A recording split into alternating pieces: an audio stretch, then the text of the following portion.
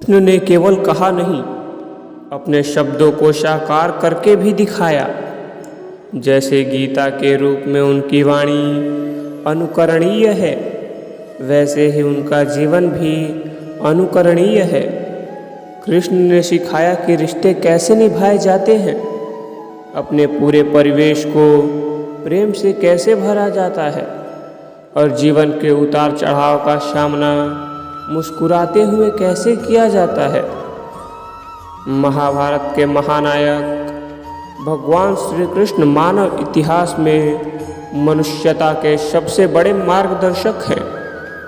उनका गीता उपदेश जीवन प्रबंधन का अनुपम ग्रंथ है और उनका व्यक्तित्व कृतित्व गीता की साकार और प्रेरक कसौटी है। यदि हम प्रयास करें तो उनके जीवन से सीख लेकर पूरी 360 डिग्री पर अपने जीवन को सफल, सार्थक और उन्हीं की भांति यशस्वी बना सकते हैं। संसार की रणभूमि में अपने जीवन की महाभारत में जय के लिए कृष्ण के जीवन सूत्र ही लक्ष्य सिद्धि से कारगर मंत्र है। सभी से प्रेम करने वाले भगवान श्री कृष्ण का जीवन प्रेम का प्रायः है। वे माँ पिता, भाई बलराम, सखा अर्जुन और गोपिया सहित प्राकृतिक मात्र, यहाँ तक कि पशु पक्षियों से भी सदैव प्रेम करते थे। कवि रस खान ने कृष्ण के प्रेम को अभिव्यक्त करते हुए लिखा कि शेषनाग, गणेश जी, शिव, विष्णु और इंद्र जिनकी महिमा का निरंतर गान करते हुए, जिन्हें अनादि अनंत अखंड अछेद व अभेद्य बताते हैं। वेद से नारद तक और सुखदेव से व्यास तक सारे ज्ञानी और साधक जिनके स्वरूप को जानने का प्रयत्न करते हैं मगर जान नहीं पाते, ऐसे परम परमात्मा जब मानव के रूप में श्री कृष्ण अवतार ग्रहण करते हैं तो ग्राम्य बालाएं महज एक दोना भर छाछ के बदले उनसे नाच नचवाती हैं और प्रेम के वशीभूत श्री कृष्ण उनके समक्ष नाचने लगते हैं। श्री कृष्ण सिखाते हैं निश्चल प्रेम हर क्षण को सुख से भर देता है और पशु पक्षियों सहित पूरे परिवेश को आनंदमय कर देता है। हर समय मुस्कुराने वाले श्री कृष्ण की समूचा जीवन संकट, संघर्ष और चुनौतियों की कथा है। उनका जन्म कंस के कारागार में हुआ। जैसे तैसे नवजात कृष्ण सुरक्षित गोकुल पहुँचाए गए, मगर बड़े होने तक पूतना सहित अनेक राक्षसों ने उन पर घात लगाई। जरासंध के भय से उन्हें कुटुंब सहित मथुरा छोड़ द्वारिका बसानी पड़ी। महाभारत का युद्ध हुआ जिसमें उनकी इकलौती बहन सुभद्रा के पुत्र अभिमन्यु की निर्मम हत्या हो गई। गांधारी ने कृष्ण को उनके कुलनाश का शाप दिया और कृष्ण की आंखों के सामने उनका सारा कुटुंब आपस में लड़कर मर गया। मतलब आदि से अंत तक बहुत कुछ अप्रिय व कष्टदायक घटा। बावजूद इसके श्री कृष्ण की आंखों से कभी आंसू न निकले। हर प्रतिकूल परिस्थिति में कृष्ण सदैव मुस्कुराते ही रहे। ईश्वर होकर भी साक्षी भाव से दृष्टा बने, सब स्वीकारते हुए सहज बने रहे। श्री कृष्ण सिखाते हैं जीवन में कितनी भी प्रतिकूल परिस्थिति क्यों ना हो, उसका मुकाबला मुस्कुराते हुए ही करना चाहिए।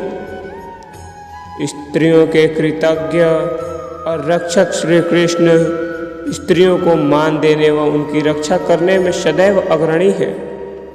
श्रीमद् भागवत पुराण के रास पंचाध्यायी में निर्मल प्रेम के लिए वे गोपियों के प्रति कृतज्ञता ज्ञापित करते हैं, जो उनके जन्मदात्री माँ देवकी के साथ ही पालन करने वाली यशोदा की कृपा को पल पर सादर बखानते हैं। वे भीम को प्रेरित कर स्त्रियों को बंदी बनाए रखने वाले जरासंध का वध करवाकर बंदी स्त्रियों को मुक्त करवाते हैं। सखी द्रौपदी के मान की रक्षा के लिए चीर बढ़ाने का चमत्कार करते हैं, तो अपने भांजे अभिमन्यु की मृत्यु के बाद उसकी विधवा उत्तरा का दुख दूर करने के लिए उसके मृत जन्म पुत्र परीक्षित को पुनर्जीवित कर देते हैं। गुरु सांदीपनी की पत्नी की आज्ञा पर खोए हुए गुरुपुत्र को वापस लाकर गुरु दक्षिणा अर्पित करते हैं और क्रोधित गांधारी के कुलनाश संबंधित शाप को भी सिर झुकाकर स्वीकार कर लेते हैं, इसलिए कि कृष्ण स्त्री की महिमा को जानते और मानते हैं।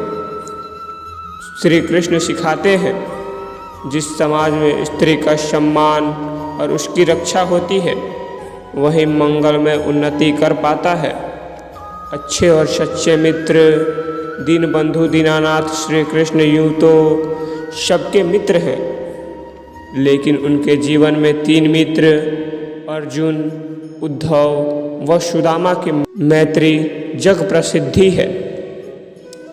सुदामा गुरुकुल का मित्र है, उद्धव तरुणाई के और अर्जुन द्रौपदी स्वयंवर की पहली मुलाकात के बाद अंतिम सांस तक का। श्रीमद् भागवत गीता की कथाएं साक्षी है कि गुरुकुल में सुदामा के मुट्ठी भर अन्न को कृष्णा ने किस तरह कृतज्ञतापूर्वक याद रखा और द्वारिकाधीश बनने के बाद सुदामा को धन धान्य देकर किस प्रकार मैत्री का ऋण चुकाया। ज्ञान के अहंकार में डूबे उद्धव को प्रेम का पाठ पढ़ाने गोपियों के पास भेजा। अर्जुन से अपने अनन्य प्रेम में कृष्ण इंद्र से भिड़ गए और खांडवन को जलने दिया। पहले शांति दूत बनकर कौरव सभा में गए, फिर ईश्वर होकर भी युद्ध में मित्र के सारथी, रक्षक व मार्गदर्शक बने। मित्र कर्मपथ से विचलित हुआ तो गीता का उपदेश दिया और युद्ध में विजय के बाद मित्र कहीं अहंकारी न हो जाए, इसलिए युद्ध के बाद अनुगीता सुनाई। श्री कृष्ण सिखाते हैं, संकट में मित्र की सहायता करो, भ्रम से मार्गदर्शन और आवश्यकता पर सहयोग, यह सब निस्वार्थ हो और कर्ता भाव से रहित हो तभी सच्ची मित्रता है। सफलता के लिए 5 मंत्र। प्रमाणों के अनुसार कृष्ण इस धरती पर 125 वर्ष रहे। इतनी दीर्घायु में उन्होंने विनम्रता से सिद्धि, कठोर परिश्रम, समयानुकूल नीति, सज्जनों का उत्थान और दुष्टों को दंड, ये 5 मूल मंत्र अपने व्यक्तित्व व कृतित्व के जरिए दिए। विनम्रता व सेवा भाव से गुरु सांदीपनी को प्रसन्न कर मात्र 64 दिनों में उन्होंने शिक्षा पाई और विनम्रता से ही जग को जीता। कठोर श्रम से उन्होंने द्वारिका बसाई। कृष्ण सानिध्य मनुष्यता के इतिहास में दुर्लभ है। जब जरासंध से लड़ना संभव न था, तब द्वारिका की राह ली और भीम का बल पाते ही उसे मरवा दिया। पांडवों के भांति दुर्योधन भी उनका संबंधी था, मगर उनके अधर्म की राह पर होने से कृष्ण ने धर्मपथिक पांडवों की सहायता कर सज्जनों के उत्थान पर कृष्ण परम क्षमाशील हैं, किंतु दुष्टों को दंड देने में संकोच और विलंब नहीं करते। बचपन में अनेक राक्षसों के वध के अलावा कंस, शिशुपाल, शाल्व से लेकर उनकी प्रेरणा के लिए गए दुर्योधन, दुशासन, कर्ण व शकुनी के वध उनकी कल्याणकारी दंड नीति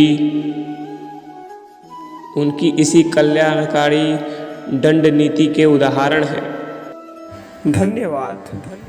जय श्री कृष्ण।